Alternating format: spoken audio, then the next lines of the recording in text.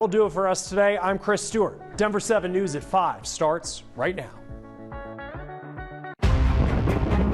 Being the leader of the world means to be the leader of peace. Zelensky makes a passionate plea to the U.S. Congress, and President Biden responds. We're going to give Ukraine the arms to fight and defend themselves through all the difficult days ahead. And President Biden doesn't mince his words about Putin. I think he is a war criminal. And the Broncos' potential savior is officially here. We're here for one thing, and it's to win.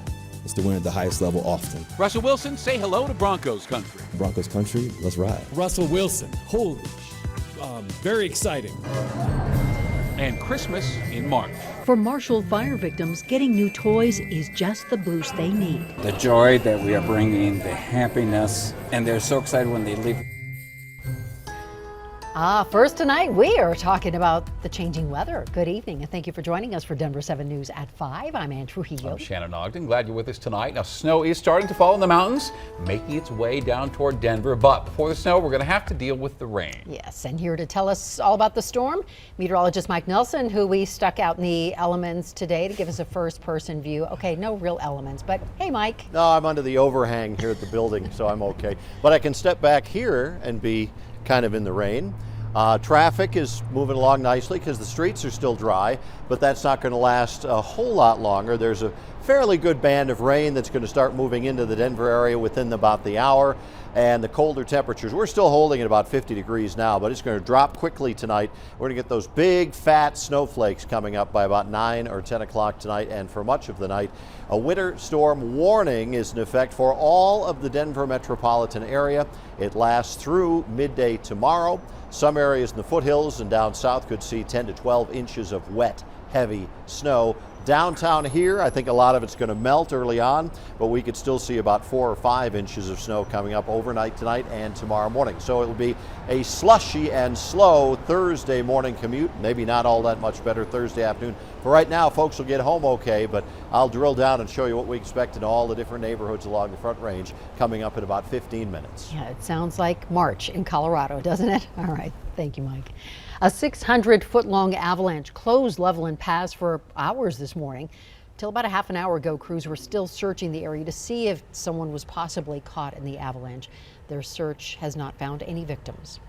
New at 5, the group questioning the Marshall Fire cleanup bidding process is no longer holding up the process. Boulder County now will move ahead with the firm originally chosen to do the work. The contract should be signed next week, work to begin immediately after. Also new at 5, the Rockies have just scored a major player. ESPN reporting the Rockies have signed former Giants third baseman Chris Bryant. The deal is reportedly for 7 years and worth $182 million. And Broncos country, meet your new quarterback. Russell Wilson is officially in Denver, and yes, his adorable kids and Ciara are here as well. And here to tell us how his official welcome to Broncos country went, we'll turn it over to Denver 7 sports reporter Nick Rothschild. Nick, I think it's unanimous. I think we're all very happy with our new quarterback. Shannon, I don't know. I think people are actually kind of split on this. Half of Broncos country loves seeing Russell Wilson in Denver, and the other half loves seeing Ciara in Denver. I, for one, love both. But today was all about hearing from the new Broncos quarterback for the first time, and our Broncos insider Troy Rank was in the building for Wilson's introduction. Hello, Troy. Watching the highlights is one thing, right? But what was it like to see the man up close and personal? Yeah, the first time I met Russell Wilson, Nick, was 2010 when he had signed and been drafted by the Rockies. His focus hasn't changed much, but certainly his profile has. And remember this about Wilson. He is obsessed with the process of being a quarterback. Nick, he watched all 20 of the Broncos games last year, yes, including preseason. He told me he only requires 4 hours sleep a night. This is a guy that wants to be a quarterback every second of every day. And remember, he's 33. So this deal wasn't about winning just right now. It's winning from now on. Yeah, my goal is to play 10 to 12 more years and hopefully win 3 to 4 more Super Bowls.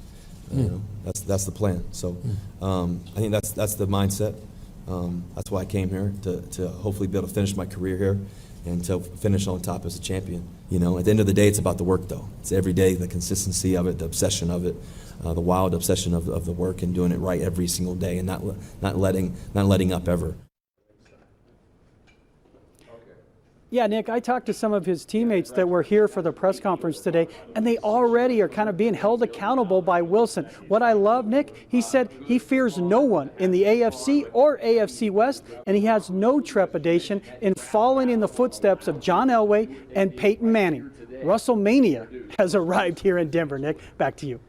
Thank you, Troy. Shannon, if he plays 12 more years, he's already probably a Hall of Famer. He could have a whole other Hall of Fame career right here in Denver. We'd love to see that. We'd love to see it. That was fun to meet him today. Nick, thanks. See you later on this evening. And the Wilsons already are making their mark in Denver. Russ and Sierra paid a visit to Children's Hospital, Colorado yesterday. There's song at dance almost every week. Ooh, that's awesome. I got new music coming for you, so I'm gonna make sure you keep dancing, okay? Okay. Nice to meet you. Nice to meet you. Nice to meet you. Hey, can you say, let's ride? Let's ride. Yeah, let's ride. And yes, Russell Wilson jerseys are on sale right now for the Broncos. You can get number 3 online at Fanatics website. You will have to be patient, though. Our producer of this broadcast ordered one right after the press conference, and the website is telling her the jersey won't get here until the end of April.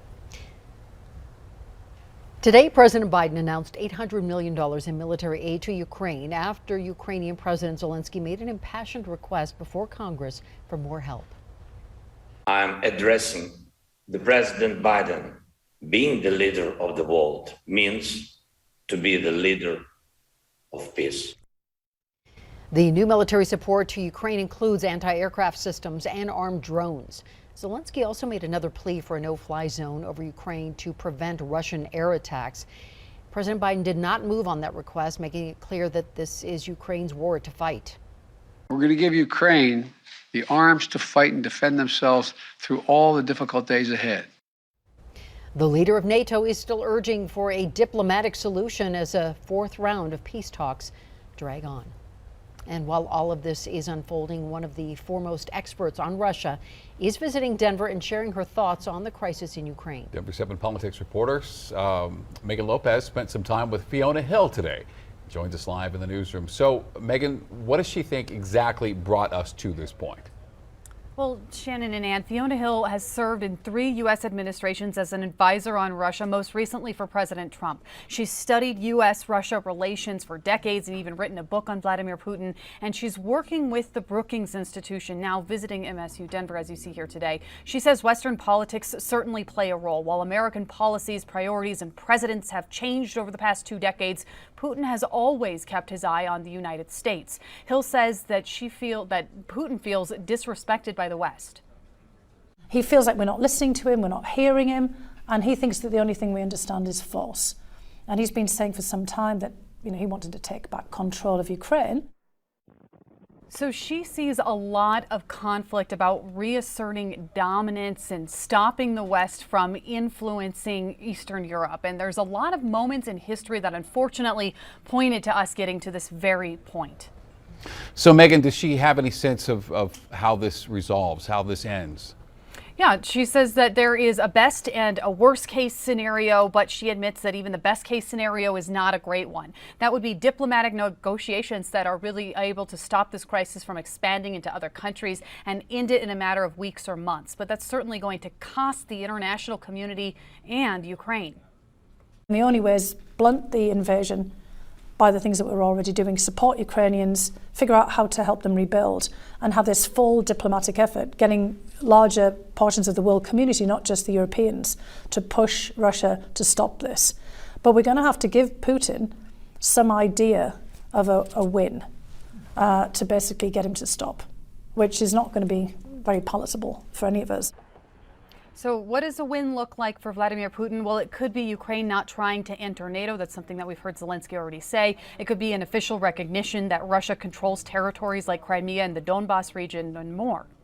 Hill says that Putin is very much seems to be in survival mode right now and is trying to preserve his power. And that can be a very dangerous situation to be in.